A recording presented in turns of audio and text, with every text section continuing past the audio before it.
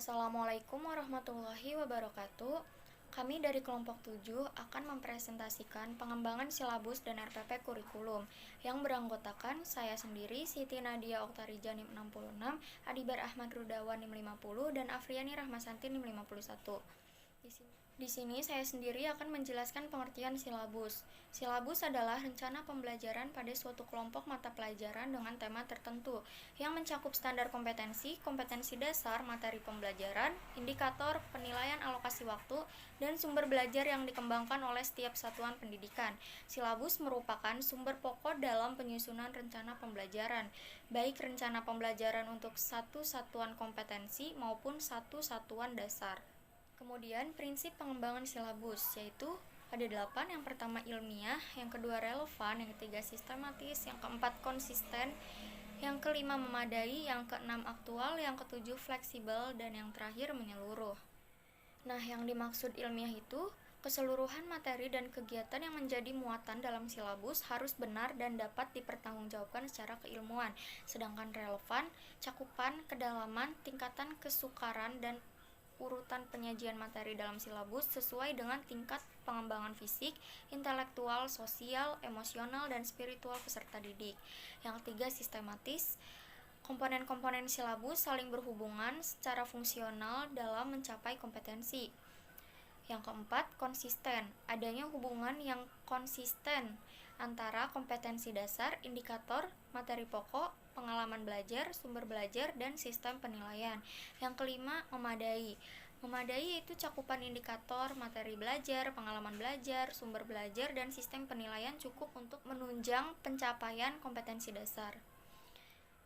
Yang keenam, aktual dan kontekstual. Cakupan indikator, materi belajar, pengalaman belajar, sumber belajar, dan sistem penilaian memperhatikan perkembangan ilmu teknologi dan seni mutakhir dalam kehidupan nyata dan peristiwa yang terjadi. Kemudian fleksibel. Keseluruhan komponen silabus dapat mengakomodasi variasi peserta didik, pendidik, serta dinamika perubahan yang terjadi di sekolah dan tuntutan masyarakat. Dan yang terakhir, menyeluruh. Komponen silabus mencakup keseluruhan ranah kompetensi. Selanjutnya, komponen silabus. Secara garis besar, komponen silabus dapat dibedakan menjadi 4 kelompok kepentingan berkaitan dengan 3 pernyataan mendasar dalam pembelajaran, yaitu yang pertama, kompetensi apa yang hendak dikuasai siswa. Yang kedua, bagaimana memfasilitasi siswa dengan kompetensi itu. Yang ketiga, bagaimana mengetahui tingkat pencapaian kompetensi oleh siswa. Selanjutnya, langkah-langkah pengembangan silabus. Yang pertama, mengkaji standar kompetensi dan kompetensi dasar. Yang kedua, keterkaitan standar kompetensi dan kompetensi dasar antar mata pelajaran. Yang ketiga, mengidentifikasi materi pokok. Yang keempat, melavansi dengan kebutuhan siswa dan tuntunan lingkungan. Yang kelima, alokasi waktu. Yang keenam, mengembangkan kegiatan belajar. Yang ketujuh, merumuskan indikator keberhasilan belajar. Dan yang terakhir, penentuan jenis penelitian. Langkah-langkah menyusun silabus. Pertama, kita petakan standar kompetensi SK dan kompetensi dasar KD.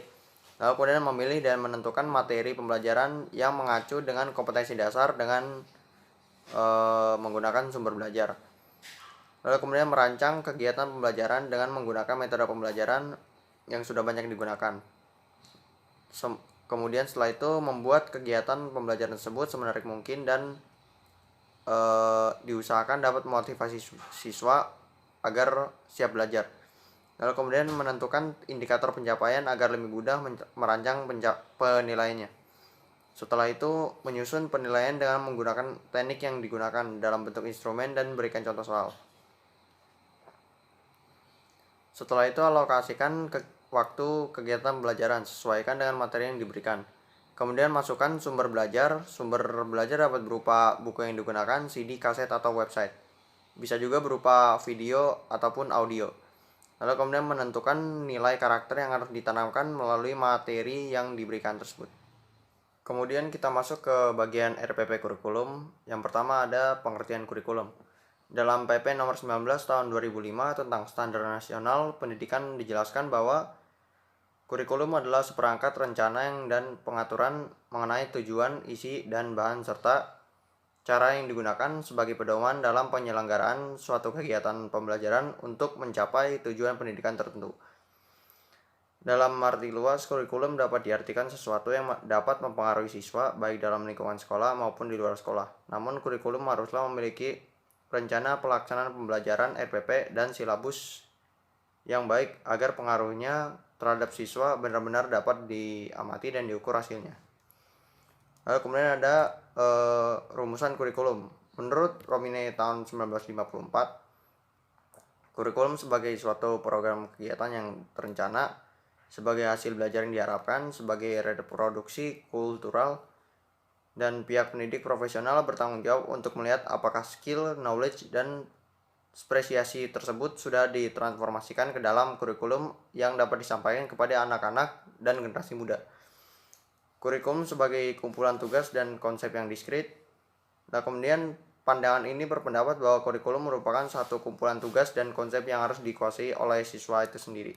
Kemudian ada lagi kurikulum sebagai agenda rekonstruksi sosial dan sebagai curer. Kurikulum sebagai curer merujuk pada jalannya lomba dan menekankan masing-masing kapasitas individu untuk merekonseptualisasi autobiografinya sendiri. Kemudian kurikulum sendiri memiliki beberapa peranan, yaitu peranan konservatif, kritis, dan juga kreatif. Saya akan menjelaskan mengenai fungsi kurikulum menurut Alexander Inglis tahun 1918. Yang pertama, fungsi penyesuaian. Kurikulum harus bisa menyesuaikan diri dengan lingkungan dan perkembangan zaman. Yang kedua, fungsi integrasi. Kurikulum berfungsi mendidik pribadi-pribadi yang terintegrasi. Yang ketiga, fungsi diferensiasi. Kurikulum melihat dari kondisi psikis dan fisik siswa yang harus dihargai dan diakui keberadaannya. Yang keempat, fungsi persiapan. Sebagai alat pendidikan untuk mempersiapkan siswa ke jenjang yang berikutnya. Yang kelima, fungsi pemilihan. Fungsi ini berkaitan dengan fungsi diferensiasi di mana harus bisa menerima kondisi fisik dan psikis siswa dengan memberikan kesempatan kepada siswa untuk memilih hal yang diinginkan oleh siswa agar dapat menarik minatnya. Kemudian yang terakhir, fungsi diagnostik. Kurikulum berfungsi untuk membimbing siswa secara optimal untuk mengembangkan minat dan bakatnya. Selanjutnya, pengertian rencana pelaksanaan pembelajaran atau disebut RPP. RPP adalah rencana yang menggambarkan prosedur dan manajemen pembelajaran untuk mencapai 1 KD yang ditetapkan dalam standar isi yang dijabarkan dalam silabus.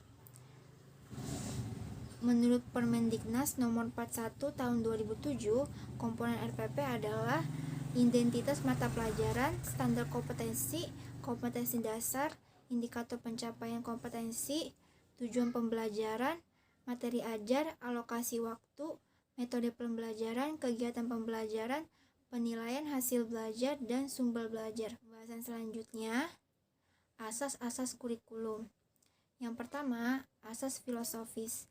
Filsafat sangat penting karena harus dipertimbangkan dalam mengambil keputusan tentang setiap aspek kurikulum. Yang kedua, asas sosiologis. Menurut Nasution, yaitu tiap masyarakat mempunyai norma-norma, adat kebiasaan yang tak dapat tiada harus dikenal dan diwujudkan anak dalam pribadinya, lalu dinyatakan dalam kelakuannya. Yang ketiga, asas psikologis. Kontribusi psikologi terhadap studi kurikulum memiliki 2 bentuk. Yang pertama, model konseptual dan informasi yang akan membangun perencanaan pendidikan. Yang kedua, berisikan sebagai metodologi yang dapat diadaptasi untuk penelitian pendidikan. Ada 2 bidang psikologi yang mendasari kurikulum, yaitu psikologi perkembangan dan psikologi belajar. Keduanya sangat diperlukan dalam menerapkan metode pembelajaran dan teknik-teknik penilaian. Pembahasan yang terakhir, langkah-langkah menyusun RPP. Yang pertama itu, mengisi kolom identitas. Yang kedua, menentukan alokasi waktu yang dibutuhkan untuk pertemuan yang telah ditetapkan.